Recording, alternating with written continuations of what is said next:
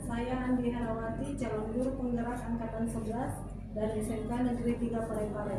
Saat ini saya akan melakukan pra-observasi untuk tugas aksi nyata modul 2.3 coaching untuk supervisi akademik.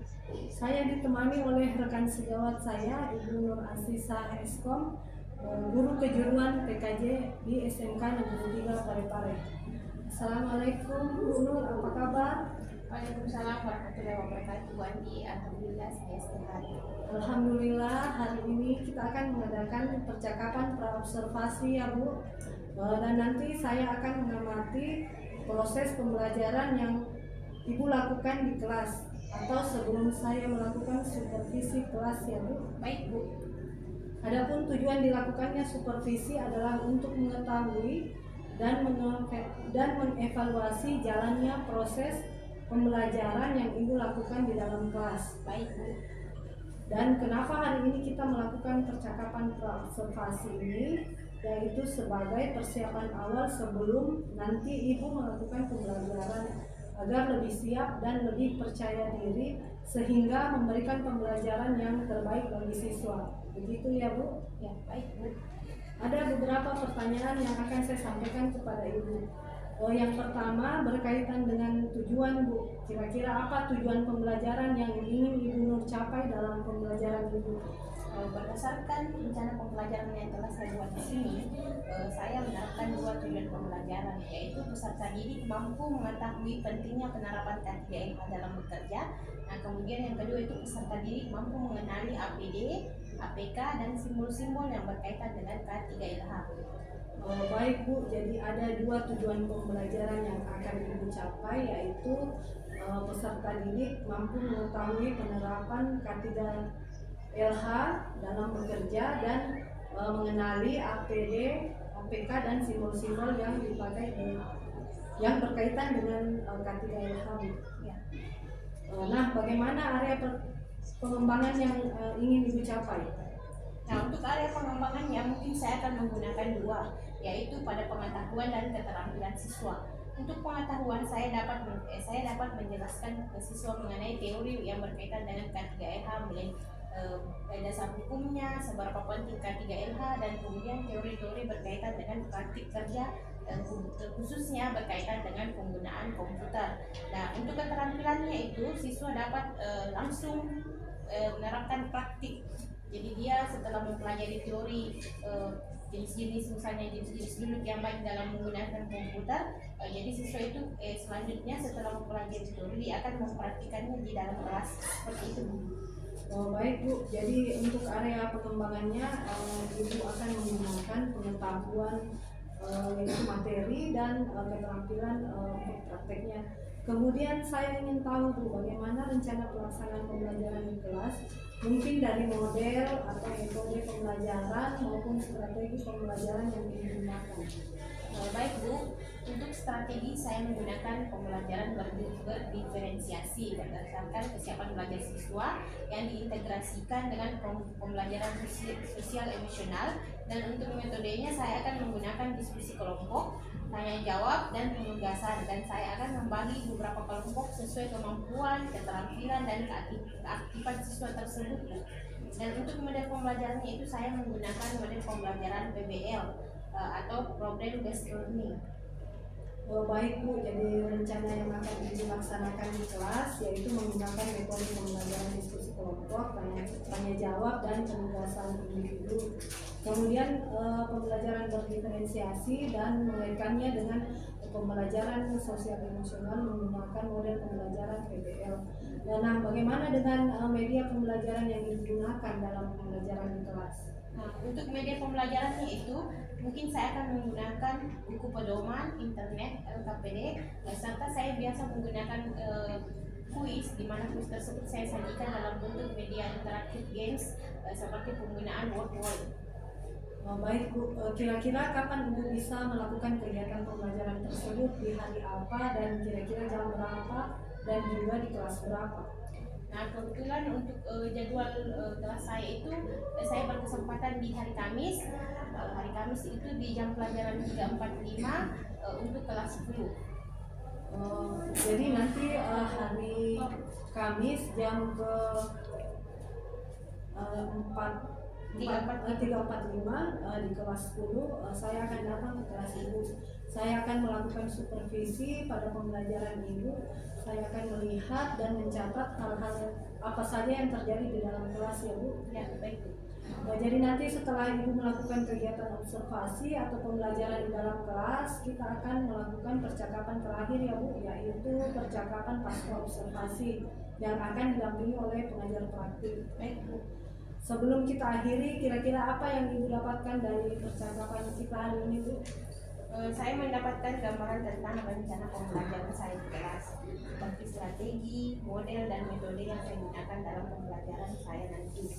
Itu pastinya perlu saya siapkan untuk pembelajaran yang lebih efektif dan lebih baik lagi. Baik Bu, jadi ibu sudah tahu apa rencana pelaksanaan pembelajaran ibu nantinya di kelas. Apa-apa yang akan ibu persiapkan nantinya, baik RPP maupun bahan ajar untuk praktek ibu. Baik Bu Nur, saya kira cukup sekian percakapan kita hari ini. Sampai jumpa nanti pada hari Kamis di kelas 10. Baik Bu. Terima kasih. Demikian percakapan pra observasi saya hari ini. Sampai ketemu pada observasi kelas dan percakapan pasca observasi. Assalamualaikum warahmatullahi wabarakatuh.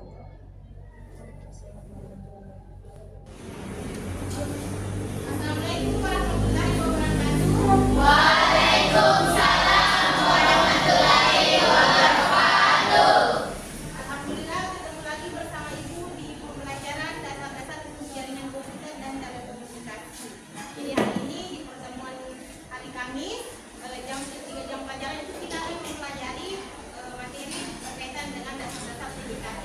Tapi sebelum kita mulai pembelajaran, tak lupa kita bersyukur karena berkat rahmat dan hidayahnya Allah Subhanahu Wa Taala kita masih dapat berkumpul di tempat ini. Seperti kalian menerima ilmu dalam keadaan sehat dan walafiat. Baik, sebelum memulai pembelajaran, diwarahkan kepada ketua kelasnya untuk memimpin doa secara bersama-sama. Seluruhnya siap gerak. Sebelum kita belajar, mari kita membaca doa bersama-sama. Berdoa dimulai. Bismillahirrahmanirrahim. Rabbi zidni ilman warzuqni fahman. Amin. Salam. Assalamualaikum warahmatullahi wabarakatuh.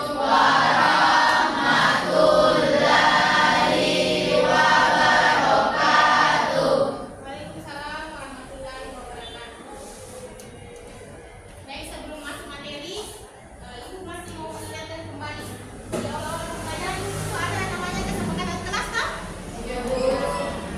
Ingat kesepakatan kelasnya ada yang bisa sebutkan satu orang? Ada yang ingat? Lara mention puan. Nah, dilarang Ada dari pelajaran. Pelajaran bisa jam pelajaran. Nah, apa lagi? Saya? Tidak boleh mencerita satu menjelaskan. Nah, tidak boleh bercerita satu menjelaskan. Apa lagi? Ya, tidak boleh makan dan kelas. Nah, selain itu tidak boleh Lambat. terlambat. Nah, Ibu sangat senang karena hari ini ketika Ibu masuk dalam kelas itu semuanya sudah standby untuk menerima materi pembelajaran. Nah, tapi sebelum kita mulai pembelajaran supaya lebih semangat, kita diam dulu ya.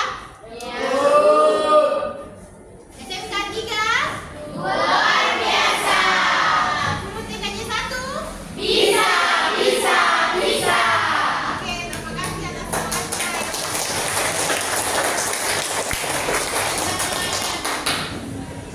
Nah, sekarang Ibu cek hadirannya dulu ya.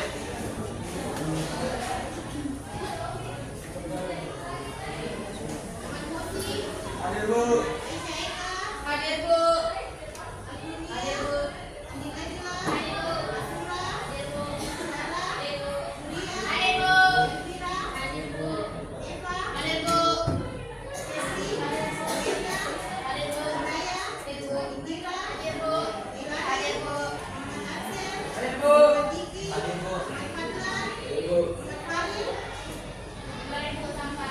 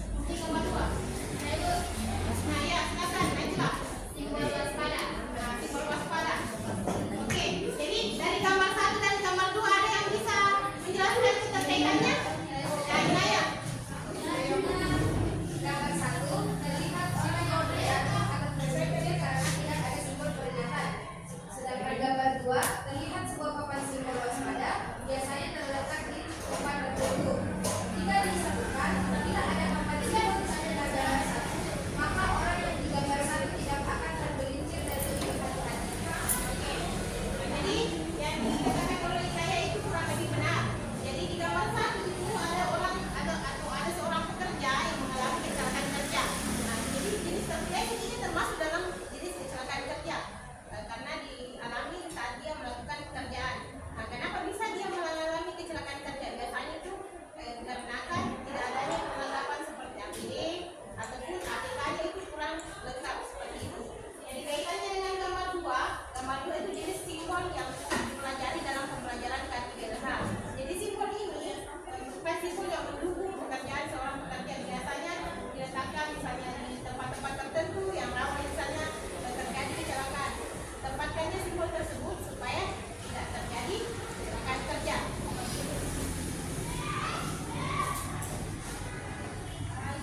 Nah, kita masuk ke pengertiannya. Ada yang bisa baca pengertian K3LH? Dibaca.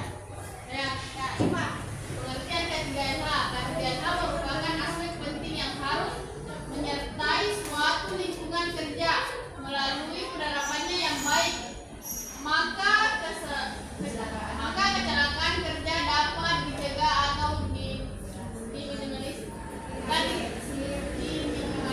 K3LH merupakan singkatan dari kesehatan, keselamatan, keamanan, dan lingkungan hidup. Ini merupakan sebuah program atau upaya yang diutuskan guna menciptakan lingkungan kerja yang aman dan sehat. Dan K3LH, ada yang bisa bantu tunjuk baca? Saya. Yang ini dia. Tujuan K3LH, tujuan dari kesehatan, keselamatan, keamanan dan lingkungan hidup telah jelas tersedia dalam undang-undang. Jenis APD. Nah, silakan kalian isi masing-masing nanti ya ada kelompok yang lain presentasikan jawabannya.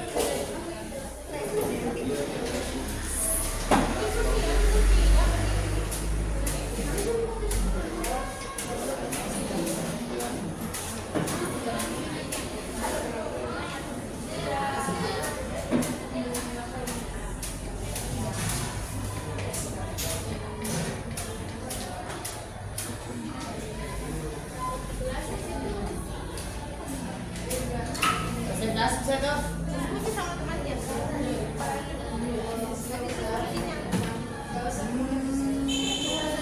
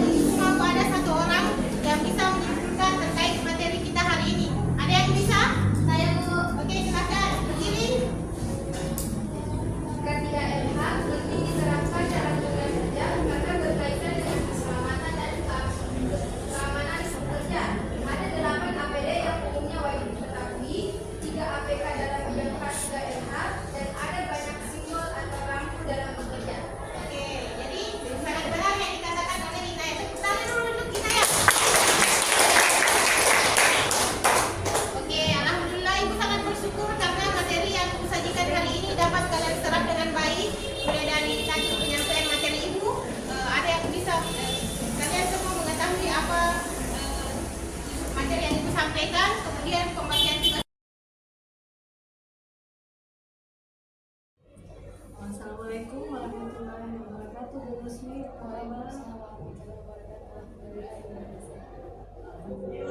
hari ini kita akan melakukan percakapan pasca observasi Bu atas supervisi yang telah kita lakukan di kelas kemarin.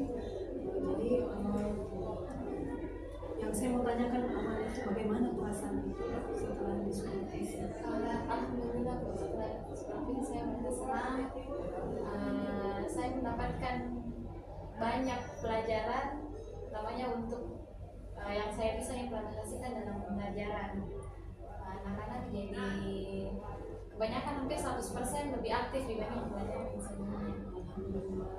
Nah, jadi prosesnya berjalan lancar Bu ya. Yang kemudian saya ingin tanyakan bagaimana area pengembangan yang sudah dilakukan? Area pengembangan yang saya lakukan mulai dari awal pembelajaran, kita mulai dengan kegiatan awal dengan mengingatkan kembali, recall kembali pembelajaran yang sudah dipelajari di pertemuan sebelumnya. Kemudian saya tidak lupa melakukan asesmen diagnostik awal untuk mengetahui kemampuan awal peserta didik dan kesiapannya untuk mengikuti pembelajaran yang saya lakukan pada hari itu. Setelah itu kemudian pada proses pembelajaran yang saya lakukan adalah dengan mengimplementasikan pembelajaran berdiferensiasi yang diintegrasikan dengan